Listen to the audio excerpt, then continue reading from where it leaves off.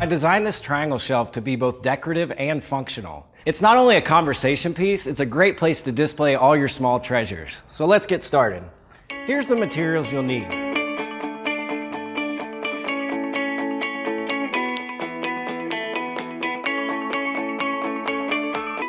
I'm using this standard 1x4 to make the shelf because it'll be a nice depth but not stick out too far from the wall.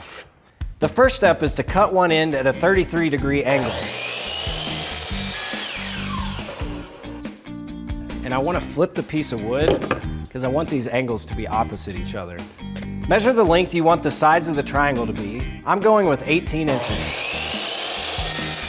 This is how I want my piece to look. Open angles on opposite sides at 33. And then I'm going to use this piece as my template for the other cuts.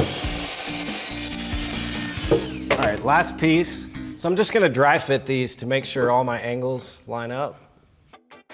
All right, just going to glue it and nail it. If you don't have a nail gun at home, you can just let it sit overnight. The glue, once it dries, it's going to be nice and strong. To cover up the nail holes, I'm just going to use a little bit of wood filler. Okay, the glue's dry and this piece is ready to sand. But before I sand, I'm actually going to drill some holes on either side and run some rope through to hang it on the wall. All right, holes drilled, so I'm just going to sand it with some 220 grit sandpaper just to clean up the edges. All right, I love the raw wood look of this piece, so I want to preserve it. So I'm just going to put a clear coat of poly on it.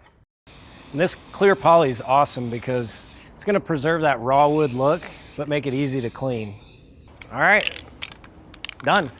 The poly's dry and I'm ready to add my rope. And this is what's fun about this project. You can pick whatever color you want and it just adds that playful element.